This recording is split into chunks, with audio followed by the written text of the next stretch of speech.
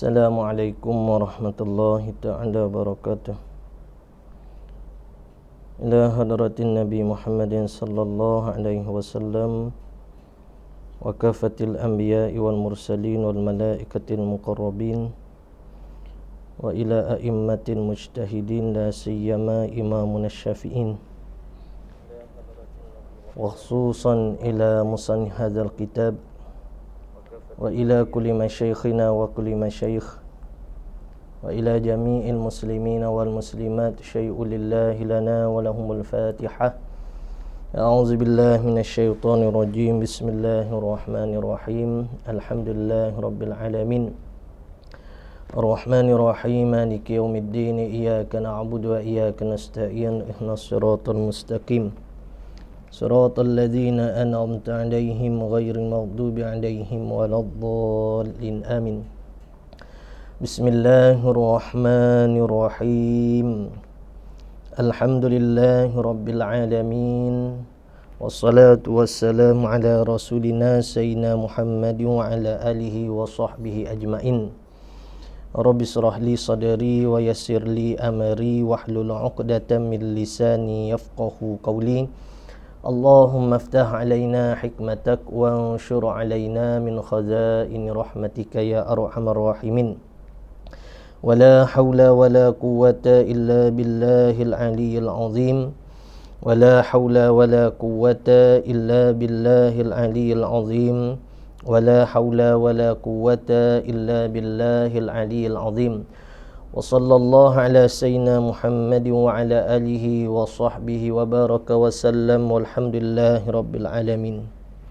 InsyaAllah kita sambung pada muka surat 16 pada baris yang kelima daripada bawah. Qala al-musannifu rahimahullahu ta'ala wa nafa'ana bi'ulumihi fid darain. Dan ketiga daripada rukun solat. Rukun solat dalam kitab ni musannif rahimahullahu ta'ala mendatangkan sebanyak 21 rukun. Jadi itu sangat berbezalah daripada kitab-kitab yang lain yang biasanya mengira ke rukun solat tu 17. 17 tu hak banyaklah hak kita dengar 17 rukun. Ni siapa 21 rukun. Dan ketiga daripada 21 rukun solat itu daripada fardu sembahyang, yakni rukun sembahyang lah, itu disertakan niat dengan takbiratul ihram. Dia panggil muqaranah. Jadi di sini kita nampak dah kelainan kitab ni daripada kitab yang lain, kerana kebiasaannya perbahasan muqaranah tu pada kitab-kitab lain dia bahas di dalam niat ataupun dalam takbir lah. Sama ada dua tempat tu. Tetapi di sini dia kira satu rukun yang asing, yang mana lain daripada niat, lain daripada takbiratul ihram. Dan ketiga daripada fardu sembahyang itu disertakan niat dengan takbiratul ihram. Hak kita sebut dah sebelum pada ni, iaitu muqaranah. Muqaranah iaitu diserta ataupun menyertakan niat dengan takbiratul ihram. Maka bagi muqaranah ni lah, bagi disertakan niat dalam takbir ni, baginya syarat yang satu. Mana syarat dia? Iaitu dihadirkan pada hati seorang akan tiap-tiap yang dimuktabarkan pada niat. Yang dimuktabar maksudnya yang dikira. Tu muktabar maksudnya yang diambil kira pada niat. Iaitu hak mana hak dimuktabarkan pada niat tu? Iaitu daripada qasad dan fardu dan ta'yin dan qasa pada orang yang musafir. Tu kemarin rasanya kita dah ada hurai dah berkaitan dengan qasad. Cuma di sini dia letakkan fardu. Biasa kalau kita dengar ta'arud, iaitu melentangkan bagi fardunya. Di atas tu dia dah ada hurai dah sebenarnya sikit sebanyak berkaitan dengan niat. Niat rukun yang pertama hok kemarin kita bahas, dia dah sebut dah kepada kita qasad ni menyahajakan ibadat solat. Yang kedua melentangkan bagi fardunya solat. Yang tiga menentukan bagi apa nama ni bagi jenis solat, zuhur ke, asar ke, maghrib ke, isyak ke. Jadi sini rukun yang tiga ni dia nak huraikan lebih lagi kepada kita berkaitan dengan niat tadi tu, kita kena menyertakan dalam takbir. Iaitu mana hak dimuktabarkan, qasad dan fardu ataupun ta'arud kita panggil. Fardu tu lawan bagi sunat lah. Dan ta'yin tu ditentukan zuhur ataupun solat-solat yang lain. Tu kalau kata solat tu solat fardu. Kalau solat tu solat yang sunat berwaktu ataupun bersebab, maka kita nyatakan jenis solat tadi. Seperti solat duha, maka kita nyatakan sahaja aku solat duha. Ataupun solat sunat subuh, sahaja aku solat subuh. Tidak didatangkan sunat pun dah dikira sah dah pada masalah sunat. Berbeza kalau fardu kena datangkan sahaja aku solat fardu zuhur, fardu subuh. Jadi kalau kata fardu kena ada 3. Kalau kata sunat hak jenis berwaktu ataupun bersebab. Bersebab ni contoh kita kata iktikaf ke ataupun bersebab gerhana bulan ataupun istisqa. Tu kita memadai dengan 2, menyahaja dan menentukan jenis solat tadi. Dan kalau sembahyang tu sembahyang solat sunat mutlak, maka memadai dengan menyahajakan ibadat solat. Maksudnya perlu ada qasad saja. Sahaja aku solat. Jadi masa kita takbir Allah tu, kita datangkan kata sahaja aku solat. Tanpa ditentukan jenis-jenis solat apa-apa, maka itu dipanggil solat sunat mutlak. Solat sunat mutlak. Yang mana solat sunat mutlak ni pahala dia tu terlebih besar, terlebih kecil daripada jenis-jenis solat yang lain. Kalau solat hak jenis qasad saja, pahala dia kecil lah seperti solat sunat mutlak. Itu kita boleh niat berapa rakaat pun tak mengapa. Solat hak lebih besar pahala dia solat yang ada qasad dan ada ta'yin. Dan terlebih besar lagi pahala bila solat saat ni qasad, ta'arud dan ta'yin, iaitu pada masalah solat yang fardu. Baik, sesar pada masalah muqaranahkan niat. Dan satu lagi, dan qasar pada orang musafir. Ni pun kita dah sebut dah kemarin. Bagi orang yang musafir yang ingin qasarkan sembahyang, qasar ni maksud katanya solat itu diringkaskan, 4 dibuat 2.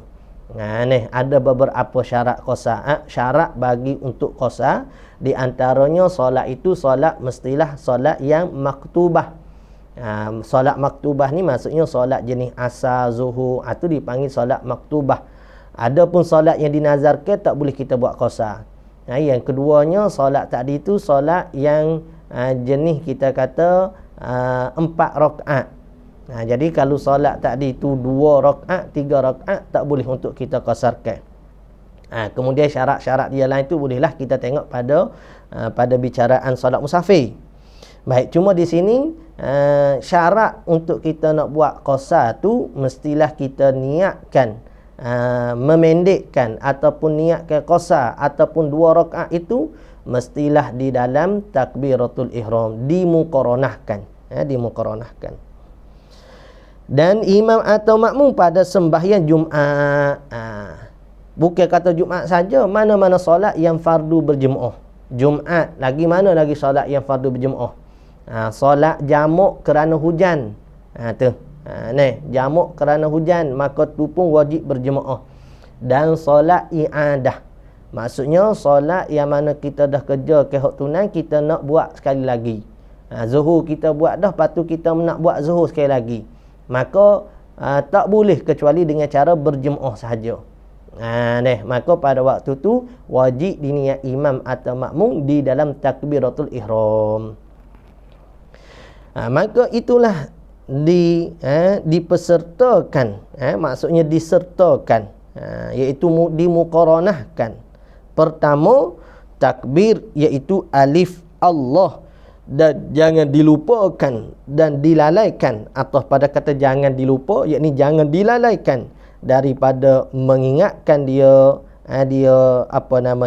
niat tadi, qasak ta'arud ta'yin tadi, hinggalah sempurna takbiratul ihram. Ini yang dikatakan muqaranah kamaliyah. Muqaranah kamaliyah. Adapun kita memadai dengan muqaranah urufiyah. Yang taksirnya muqaranah tauzi'iyah. Ini kita dah sebut dah juga kemarin. Dan keempat daripada rukun fardu solat, daripada fardu sembahyang itu ataupun rukun sembahyang itu, berdiri betul. Maksud kata berdiri, qiyam. Qiyam tadi tu bagi orang yang kuasa, tu dia panggil qaid. Bagi itu qaid, ataupun kita panggil gantungnya, bagi kata wajib berdiri betul tu bagi yang kuasa. Maka di sana kita boleh buat soalan. Jadi kalau seseorang saat ni tak berkuasa, adakah wajib dia qiyam? Jawabnya tak wajib lah. Ni. Lepas tu dia nak kena solat duduk. Dia kena solat duduk kalau dia mampu duduk. Lepas tu boleh qada solat atas kursi. Soalan-soalan muasarah, soalan semasa ni. Dulu tak timbul sangat solat atas kursi ni. Jadi pada waktu tu kita jawab, mana-mana jenis solat yang tak mampu berdiri maka wajib berduduk. Dan seafdal-afdal cara berduduk ialah duduk dengan cara iftirash. Iftirash ni seperti mana duduk di antara dua sujud ataupun duduk tahiyat awal tu. Daripada kita bersela ataupun duduk atas kursi. Duduk atas kursi ni tidak ada masalah jikalau penyakit dia tu memerlukan kepada cara duduk begitu. Penyakit ni macam-macam jenis. Cuma janganlah di awal-awal sembahyang lagi dia terus duduk sedangkan dia mampu untuk berdiri. Jadi hak kata kena boleh duduk tu bagi yang tak mampu berdiri. Kalau kata dia mampu berdiri sekejap kemudian tak mampu berdiri, maka dia kena berdiri sekadar yang dia mampu, kemudiannya tak perlu dah dia untuk berdiri. Dan baginya syarat yang satu jua. Jadi kalau katalah masalah orang solat duduk ni, dia mampu untuk mensempurnakan orang berdiri pun samalah. Orang berdiri kau duduk, kalau dia mampu menyempurnakan sujud dia, rukuk dia, maka wajib dia sempurnakan sujud dan rukuk dia. Dan jika tidak ada kemampuan, maka wajib wajib atas dia melakukan dengan isyarat sekadar yang termampu. Cuma isyarat bagi sujud mestilah terlebih rendah daripada isyarat bagi rukuk. Itu yang makruh dah bagi kita ni. Dan baginya syarat yang satu jua masalah berdiri ni. Dan iaitu mana syarat dia? Bahawa didirikannya seorang ataupun musalli itulah yang nak solat tu dengan berdiri betul, tulang belakangnya, tulang belakang kena betul. Tiada lehernya, leher tak perlu betul kena tegak macam tu dah. Tak seperokok. Rokok ni bukan kata tulang belakang kita saja kita kena betul. Tulang leher ke, kepala ke, jangan terangkat, jangan terjatuh, maksudnya biar sama. Berbeza dengan berdiri tadi, hak disyaratkan hanyalah tulang belakang. Tulang tekak dia tidak ada masalah. Tiada lehernya, kerana bahawa, kenapa dia kata tidak masalah leher? Kerana bahawasanya sunat menundukkan sedikit kepalanya. Sunat tu. Setengah kita ni, kita semaya tu kadang-kadang kita tak menyempurnakan hak sunat-sunat. Jadi rugilah. Jadi hak sempurnanya bila kita takbir saat ni tu, kepala kita ni kita dah rendahkan sedikit. Bukan jatuh terus gitu dah. Rendahkan sedikit. Allahu Akbar. Jadi tak suruh nak kita berdiri dengan kepala-kepala kita, tekak kita berdiri tegak gitu. Tidak. Kerana sunat untuk menundukkan sedikit kepalanya serta menundukkan sedikit kepala tu sunat.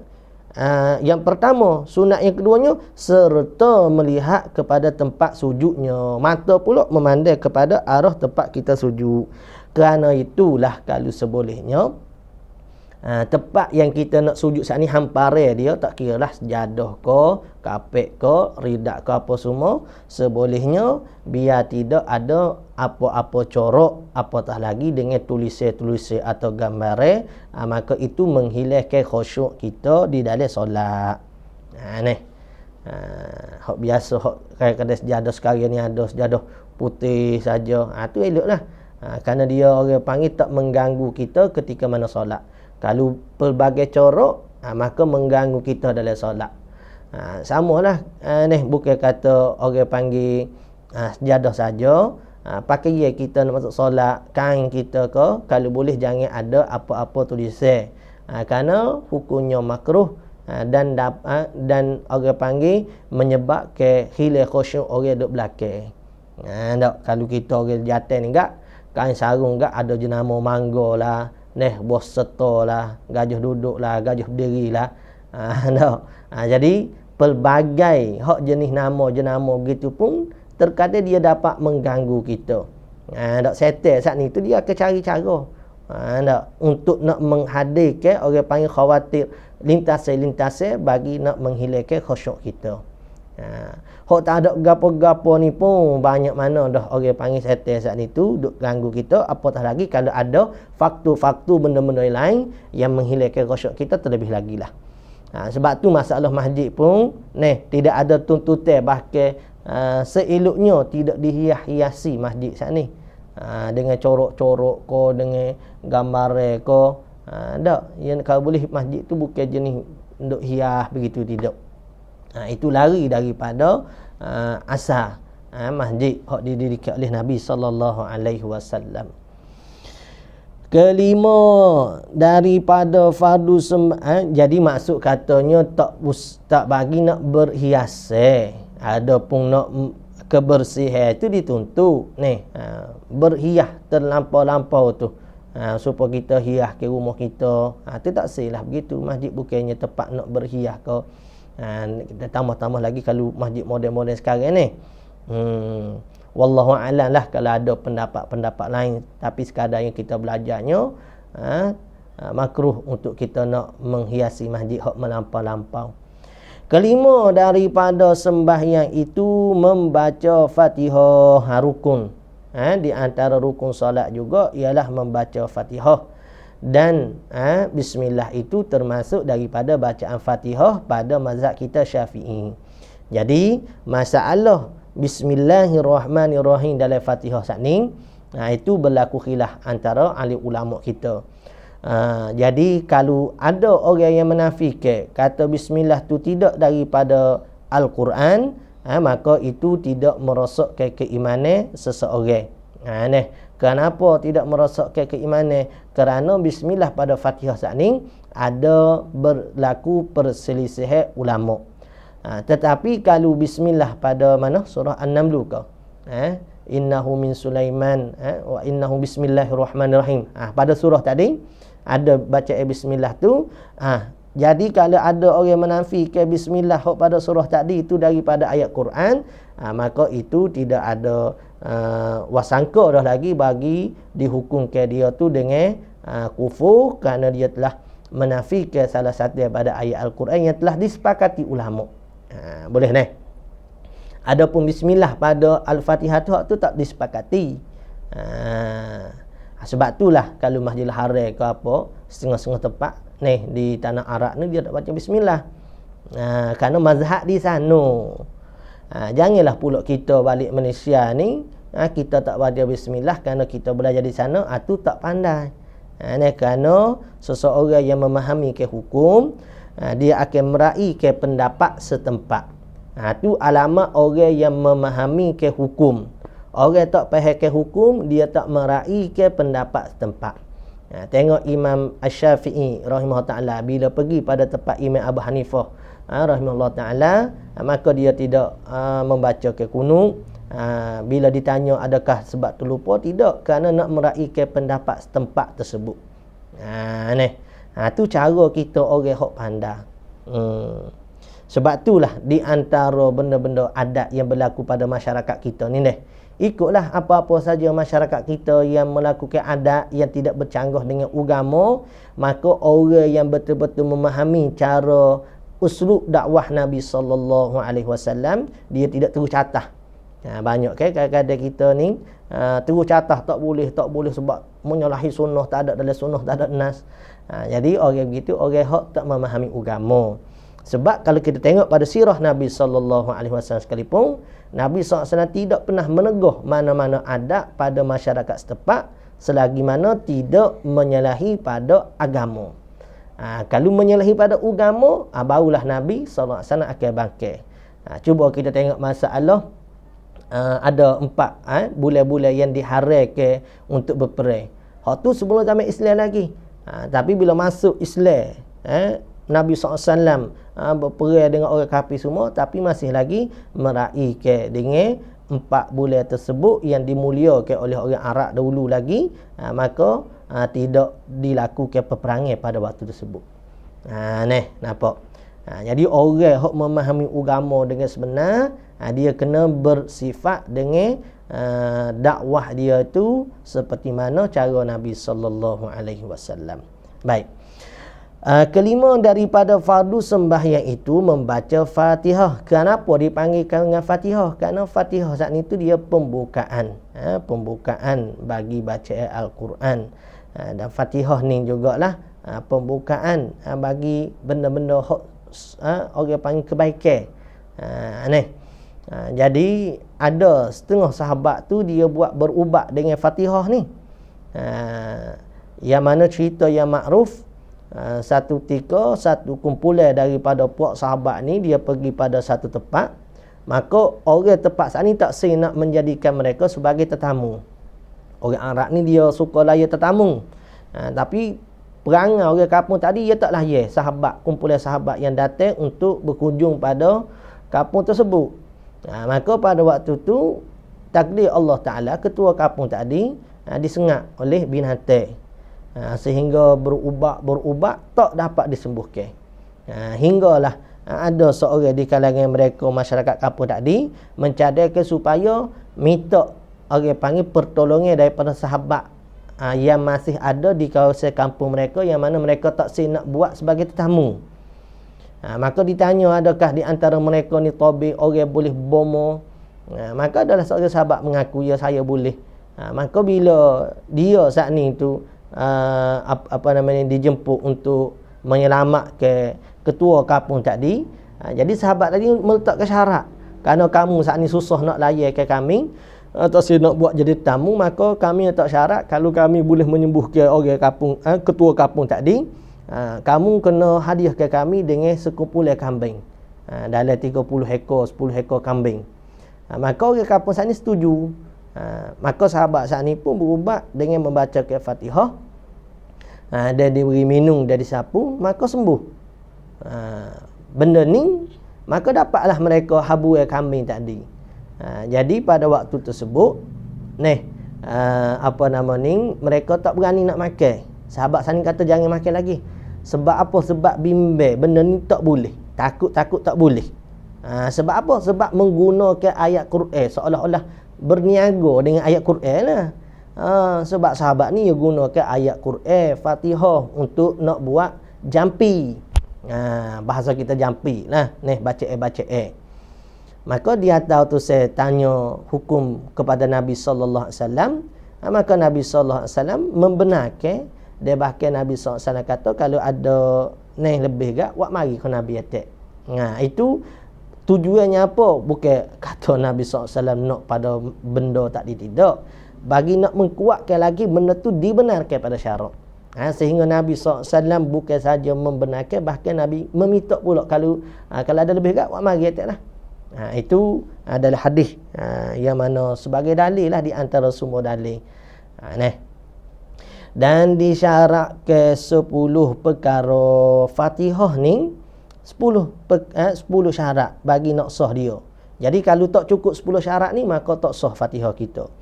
Pertama, hendaklah ada ia baca Fatihah ni memelihara ke daripada segala hurufnya, huruf Fatihah, iaitu berapa? 142 bacaan yang memanjangkan alif maliki yaumiddin. Ni jarang dalam kitab nak sebut-sebutin ni. Tak. Dia ada setengah-setengah kitab kata, kebanyakan kitab sebut kata syarat sah Fatihah ialah memelihara ke bacaan huruf dia. Dalam Safinatun Najah ke, dalam Hidayatus Sibiya ke, ataupun kitab-kitab hak lain, hak kecil-kecil lah, hak besar-besar lebih lagi lah. Jadi maksudnya dia letak, tetapi kita sebut berapa bilangan huruf saat ni. Di sini kita kena ambil dia letak dalam kitab-kitab hak kita duk ngaji Safinah ke, Hidayatus Sibiya ke, mana-mana kitab, tanda selalu berapa semua bilangan huruf. Ada 142 huruf Fatihah. Ni 142 tu hak berserta, dia kata berserta dengan alif. Dia kata 142 bacaan yang memanjang ke alif pada Maliki Yaumiddin. Sebab dia ada qiraat yang tak baca panjang. Maliki Yaumiddin, hak biasa kitanya Maliki Yaumiddin. Maka kalau kira dengan qiraat hak dipanjang, iaitu yang dibaca ke alif pada Maliki Yaumiddin, maka hurufnya ada 142 huruf. Ni kalau hak tak dibaca ke alif pada Maliki Yaumiddin itu huruf Fatihahnya 141 lah. Ni 141. Hak ni 142 huruf Fatihah yang memanjangkan alif pada Maliki Yaumiddin. Selesai. Itu yang pertama. Menjaga ke sekalian huruf Fatihah. Supaya ihdinas siratal mustaqim. Jangan ihdinas sira. Kita tukar tol mustaqim. Kita tukar sa dengan sing tu. Tu pun di antara benda terkadang benda orang-orang remeh ke. Jadi kita kena jagalah supaya bismillah. Tu kalau guru-guru tajwid gak, masya-Allah lah. Menjaga ke sifat-sifat hurufnya. Jadi pada baca Al-Quran ni kita kena pergi pada guru-guru tajwid lah. Jadi kalau bismillah tak jadi, ya kena bismillah. Ni. Lepas tu Ar-Rahman tidak digetarkan ra tadi. Lidah saat ni jangan duk getar Ar-Rahmanir-Rahim, tak kena. Dia tak siwi getar Ar-Rahman. Ni Bismillahirrahmanirrahim. Baik. Kedua, akan barisnya. Maksudnya apa? Iaitu kita memelihara ke baris. Baris di dalam Fatihah tu kita kena jaga. Tak? Hok mana baris datar, hok mana baris bawah. Jangan kita tukar ke baris-baris dia lah. Kedua, barisnya. Ketiga, memeliharakan tasydidnya. Tasydid ni lah hok biasa di kalangan kita lah. Kalau kita baca cepat-cepat agak kita tak terjaga. Tasydid dia ni ada berapa? Dan iaitu tasydid bagi Fatihah ni ada 14 tasydidnya. Kena jaga. Di surah ayat pertama tu pun ada 3 dah. Tasydid hak perlu kita jaga. Bismillahirrahmanirrahim. Kalau kata bismillah, ya tak jadi. Ni. Alhamdulillah. Nak kena jaga hak bacaan tadi. Biasa kalau kita jumpa dengan guru-guru tajwid, minta guru-guru tajwid kita betulkan bacaan Fatihah kita telah hak penting sekali. Adapun bacaan surah tu kalau tak betul sekalipun tak membawa pada batalnya solat. Tetapi bukannya kata tak apa, tak betul. Maksud katanya kita nak sebut kata hak terpenting sekalinya hak rukun-rukun qauli ni biar betul-betul. Kita bimbangnya sebab apa? Cuba kita tengok masyarakat kita ni dengan Allah Ta'ala, dengan agama, masya-Allah. Maksud katanya keinginan terhadap agama, keinginan terhadap beramal tu banyak masyarakat kita ni berjuru. Tetapi orang panggil keinginan semata-mata dengan tidak cara yang dipandukan dengan hak sebenar pada syarak, maka amalan saat ni ia tak akan jadi. Jadi maksudnya kita kena biar betul dengan hak kehendak syarak. Gitu saja. Sebab tu kami banyak bila dengar ada guru ke apa semua, kita pergi betul baca ayat saat ni. Kalau guru-guru hak syadik pada tajwid ni gak, tak ada nak pergi baca tahiyat, baca Fatihah tu pun tergantung banyak dah. Tu supaya dulu gak ayahlah mana tu guru Haji Abdullah di Kata Panjang tu, Al-Hafiz rahimahullah taala, tu anak-anak murid dia masya-Allah baca ada satu tika tu kita dengar ada seorang anak murid dia baca. Kita pun tanya, anak murid ayahlah ke? Dia kata iyalah, ada mengaji. Jadi baca tu kita boleh tengok dah cara baca dia tu cara baca yang power lah kita kata. Tidak supaya orang-orang biasa supaya kita baca dekat. Tak apa, saya sendiri pun biasa saja. Kalau hok dengan tutup guru berkat tu masya-Allah. Keempat, mualak pada segala hurufnya, jangan ada senggan yang lama lah, kena berterusan. Jangan ada senggan yang lama pada huruf lah. Kalau orang anggap kata orang panggil antara satu ayat dengan satu ayat tu dikira macam dah berhenti dah, tu ia kira putus mualak. Bila putus mualak, solat tak batal. Ia cuma kita kena baca balik Fatihah kita. Tak boleh kita nak sambung bila putus mualak. Pada segala hurufnya, mualak pada segala hurufnya dan kalimahnya dan ayat. Huruf, kalimah, apa tak lagi kalau ayat. Ayat terlebih lagi lah kita kena mualak. Kelima, tertib kepada segala hurufnya. Tertib ni maksudnya kita ikut aturan lah. Hok mana hok ayat yang pertama, ayat yang kedua, huruf mana yang dahulu, huruf mana yang kedua. Tak boleh kita nak tukar-tukar. Jadi jangan kita tersalah faham lah masalah mualak dengan tertib tu. Dan kalimahnya, keenamnya, ketiadaan dibahasakan dengan bahasa yang lain daripada Arab. Tak boleh.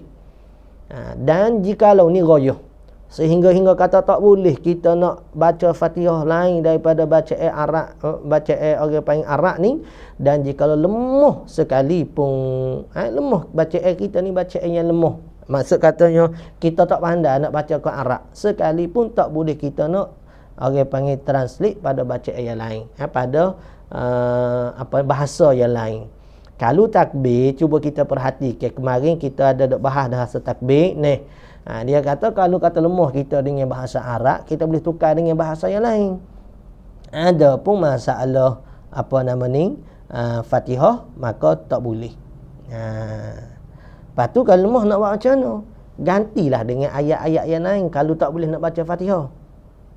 Biasanya kalau Fatihah tak boleh, ayat lain pun tak boleh. Kalau begitu ganti dengan zikir. Sebilangnya huruf pada Fatihah saat ni. Kalau kata tak boleh buat berzikir, tak boleh gapo, baru masuk Islam ya saat ni. Umpamanya kita kata masuk solat dah, nak semaya tak reti, nak belajar gapo tak reti, tak ada. Nak zikir pun tak pandai, tak reti gapo tak Islam, baru Allah Taala beri hidayah taufik saat ni. Kalau tak tahu langsung, tak reti langsung, maka kita berdiri qadar bacaan Al-Fatihah. Orang baca Al-Fatihah qadar mana? Adalah dalam 45 minit, 50 bukan 45 minit, 45 saat, 50 saat. Tak lebih lah rasanya dengan 1 minit tu. Maka berdirilah qadar tadi. Baik. Ketujuh, bahawa dengarnya akan dirinya, dengarnya baca Al-Fatihah tu akan dirinya seorang pada segala bacaan. Baca Al-Fatihah tu kena dengar semua daripada awal surah hingga pada akhir surah. Kerana seperti mana yang kita sebut dah, Fatihah ni dikirakan rukun qauli. Rukun qauli sama dengan takbiratul ihram, maka kita kena dengar ke dia kepada orang panggil telinga kita. Jangan baca kuat sangat hingga dengar pada telinga orang lain tak sing. Ia jadi mengganggu orang lain tu, tak boleh. Jangan siapa baca tu kuat sehingga mengganggu orang lain. Dan jikalau kalau hak jenis waswah duduk main bis 10 kali bis tu, hak tu kena itulah, kena pergi dengan mana-mana guru untuk menghilangkan penyakit waswah dia tu. Kalau kata takbir tu kita dah ayat dah kemarin berkaitan kalau orang hak waswah 10 kali takbir, terimam rokok baru masuk molek takbir dia nya. Hak jenis gitu kita dah sebut. Dia perlu niat sebelum pada takbir. Kemudian kalau ada jadi syok kepada niat memasukkan muqaranahkan niat pada takbir, maka tak perlu dilayan. Itu kalau masalah takbir. Ada masalah Fatihah ni, dia kena baca sampai habis lah. Kalau kata dia tu muafiq, kalau dia masbuk tu dia baca sekadar yang mampu. Nak baca sampai habis macam mana, tu imam nak rokok dah apa semua macam mana, maka atas pendapat setengahnya, kalau kata dia tak dapat dah nak mengatasi ke waswah dia saat ni tu, maka dia tu boleh kita bilangkan sebagai muafiq yang dimaafkan ketinggalan 3 rukun yang panjang-panjang dengan imam.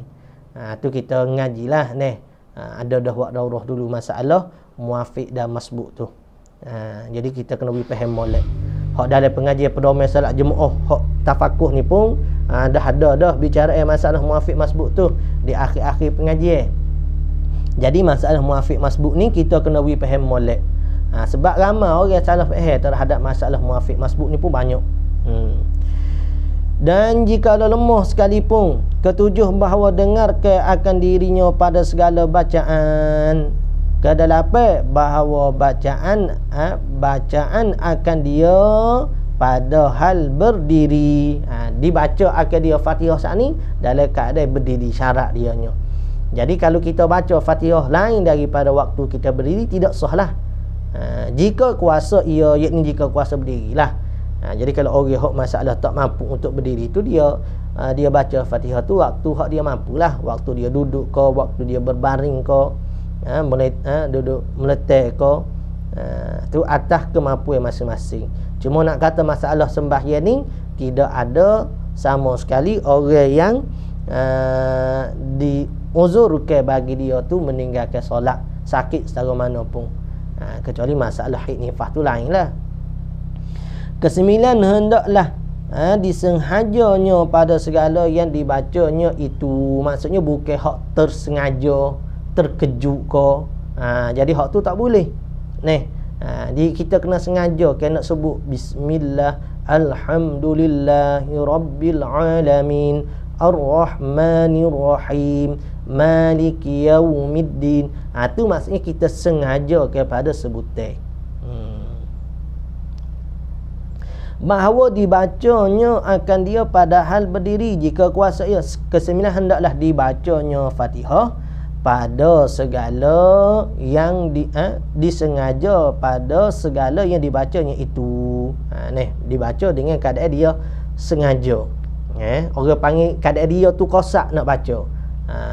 Apa ni? Ke-10, membaca Fatihah itu dengan tertilnya. Seperti enggak masalah bacanya tertil ni semua Al-Quran lah. Cuma di sini kita nak fokus kepada rukun qauli pada solat itu Fatihah. Waratilil Quran tartila tu. Tu hanya nyatakan baca dengan tertil. Tertil ni maksudnya kena baca dengan bertajwid. Kerana tu kena betul. Rukun qauli kita pesan mana-mana tepat, mana-mana pengajian kita kita pesan kata kena ada mana-mana guru yang diakui dengan keilmuan dia tu mengiktirafkan rukun qauli kita. Kalau tak ada, kita yang suka-suka kata kena dah rukun qauli aku, maka hak tu tak memadai. Biar ada mana-mana guru kata tak apa, boleh dah, sah dah rukun qauli semayang saat ni. Lepas tu rukun fi'li perbuatan solat kita semua, kalau boleh biar ada guru lihat tu lebih molek. Dak hak muslimat kita tanya ustazah dia kena dak kamu duk gini. Dak sebab kadang-kadang bimbang ada hak benda-benda hak yang mana kita buat tu membatalkan solat tanpa kita sedari. Dan tidak sah pada orang panggil rukun fi'li tadi, kita bimbang, maka kerana tu biar ada qauli kita, fi'li kita, biar ada mana-mana guru mengiktirafkan benda tu. Tu lebih molek. Bukan saja boleh molek lah, hak tu hak sepatutnya. Ni hak kita duk syok sendiri. Kena dah aku semaya rukun qauli aku beres dah. Tak. Ke-10 membaca Fatihah itu dengan tertibnya, yakni bertajwid, seperti bahawa ada dipanjangkan pada bacaan yang panjang. Maksud katanya hak jenis bacaan hak bermat, kita kena mat kena panjang. Dan pendeknya pada bacaan yang pendeknya. Kita ngaji tajwid lah, hak mana mat aslinya, mat arid li sukunya, gaponya. Pada hak tu kita kena reti sendiri. Ada kitab ni, ada kitab apa dah nama, Miftahul Jannah kalau tidak saya, ada kita buka di di masjid tu, dia bab tajwid, kitab bab tajwid. Ada kitab tu memang bab tajwid sajalah. Nama kitab tu lupa, pernah baca dah gitu. Lepas tu ada kitab lagi dia cara bab tajwid juga, cuma dia ada 3 buah kitab dari kitab. Di akhir tu ia kecek bab tajwid.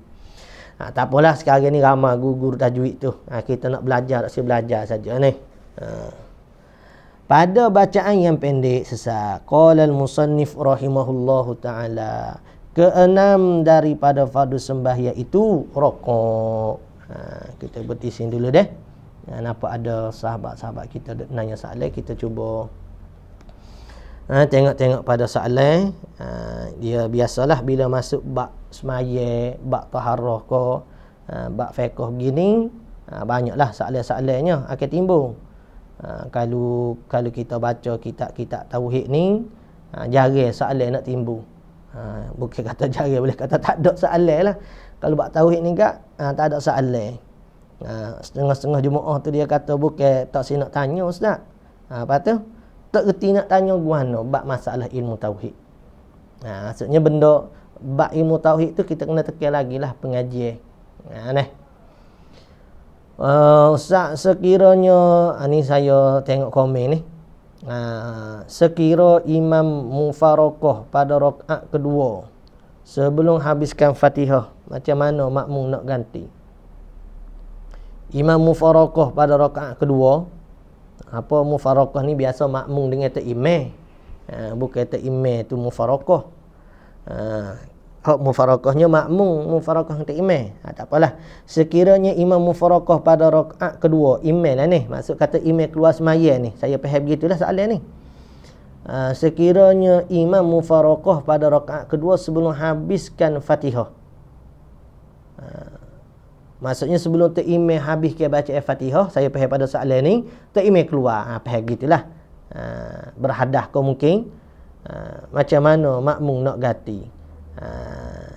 Maksudnya baca imam tu tak ada habis lah mungkinnya. Ni soalan tu nak itu tu. Tak ada mana lah. Jadi makmum saat ni naik, baca semula lah Fatihah saat ni. Ni tidak sama Fatihah tu imam. Baca semula lah makmum saat ni tu dengan Fatihah dia. Makmum hak naik untuk ganti tu imam saat ni ni. Apa hukum duduk di atas gambar kubah masjid pada sejadah? Ni kalau dalam kitab ya tak bahas lah ni. Masalah kubah masjid pun ada saja orang naik duk cuci ke kalau kubah masjid besar-besar. Cuma di sana kalau ada gambar supaya kita kata sejadah lah kita kata ni. Kalau gambar hak tepek dinding ni tidak ada masalah. Moga tak ada orang nak pergi duk lakoh, pergi duk jijak tu nampak sangat menghina. Ni masalah sejadah. Sejadah hak ada gambar apa ni kubah masjid ataupun Kaabah ke, ataupun gambar Masjid Nabawi ke, gambar-gambar hak kita kata hak mulialah pada agama kita. Kita duduk atas tu lagu mana? Maka kita jawab katanya tak sepatutnya lah. Orang hak ada orang panggil perasaan dengan benda saat ni nak mentakzim, nak membesar, sepatutnya dia tidak duduk atas tu.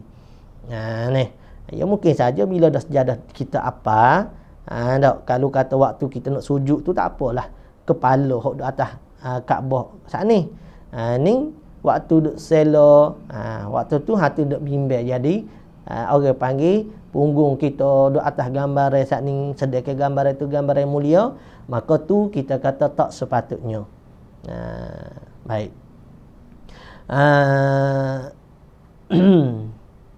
Bacaan surah Fatihah hendaklah dibaca kuat. Kuat pun sekadar dengar oleh telinga kita saja. Ya. Nampak macam ada soalan lain tu. Cuma saya tak jumpa cari.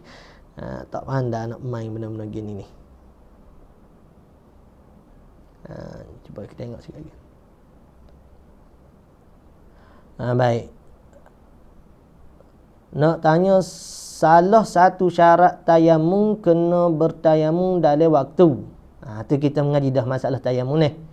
Dan insya-Allah pada bulan depan tu kita nak buat daurah pula dah tu, bulan Muharram. Berkaitan dengan tayamum juga. Buriyatul tulab. Ni. Nak tanya, salah satu syarat tayamum kena bertayamum dalam waktu, iyalah. Kerana dia ruksah.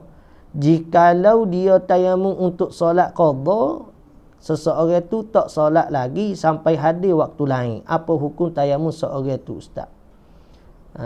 Jadi dia tayamum untuk solat qada. Jadi solat qada boleh tayamum teruslah untuk nak solat qada. Patut kata seorang tu tak solat lagi sampai hadir waktu lain. Jadi sekarang ni kita tayamum untuk qada. Kemudiannya tak masuk lagi waktu, katakanlah kita tayamum untuk waktu subuh. Ni contoh nak bina nampak gambar. Sedap soalan ni. Soalan dia mau mengaji ni. Jadi pada waktu tu tak ada masuk waktu zuhur lagi. Kemudian kita katakanlah kita pergi semaya zuhur saat ni. Saya pergi tu soalan dia mau nak ni kali. Kita semaya zuhur sedekah, kita tayamum sebelum pada zuhur. Dia tayamum kita tu kalau untuk zuhur semata-mata memang tak sah. Tapi kita tayamum saat itu untuk qada subuh. Tapi bila masuk zuhur saat ni kita pun semaya untuk zuhur. Maka boleh tak boleh? Dalam kitab Buriyatul Tulab tu pun ada sebut. Masalah ni kata dibenarkan.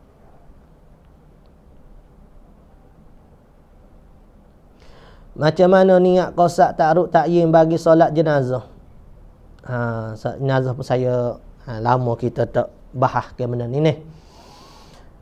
Solat jenazah ni qasak ta'arud ta'yin dia nya kita menyahajakan bagi solat menyahajakan bagi solat dia qasak. Ta'arud dia nya fardu kifayah. Ta'yinnya jenazah. Maksudnya sahaja aku semaya solat fardu apa ni? Apa dah? Lama tak mari semaya jenazah ni weh. Jadi lupa kadang-kadang. Sahaja aku solat sahaja saya solat. Jadi solat jenazah tu kita niat solat jenazah tu maksudnya ada dah qasak dan menentukan jenis sembahyang saat ni. Ada dah menentukan bagi jenis sembahyang saat ni. Iaitu sembahyang jenazah. Dan kita ada dah qasak ta'arud mentakruk melintang dah pada fardu kifayah dia. Cuma adakah tidak sah, tidak melintangkan fardu kifayah dia tu? Tu saya lupa hukum dia. Kena tengok baliklah ni. Lama, jadi bila lama tak sembahyang jenazah ni jadi lupalah banyak perkara. Kita tak bahas, jaga bahas. Jadi kita insya-Allah kita cuba tengok dan kita cuba bahas balik dah. Insya-Allah.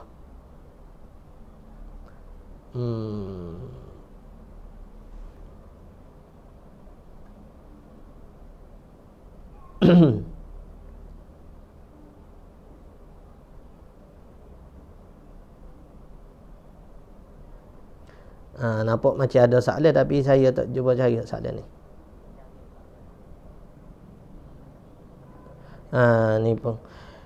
Jika imam batal ketika sujud terketuk umpamanya, adakah imam kena terus keluar daripada tempat imam? Gini, dia masalah bila imam saat ni ataupun kita sendiri bila kita dah terketuk, patutnya kita kena keluar lah. Tapi pada waktu tu dibenarkan bagi imam untuk takbir, untuk bangkit daripada sujud pada duduk antara sujud supaya makmum yang lain tahu bila dia keluar. Kalau dia tengah sujud, dia berhadas, dia keluar begitu, Nyanyalah ke orang lain, tak tahu tak email saat ni keluar tak keluar. Jadi tu dimaafkan untuk dia bangkit dan keluar.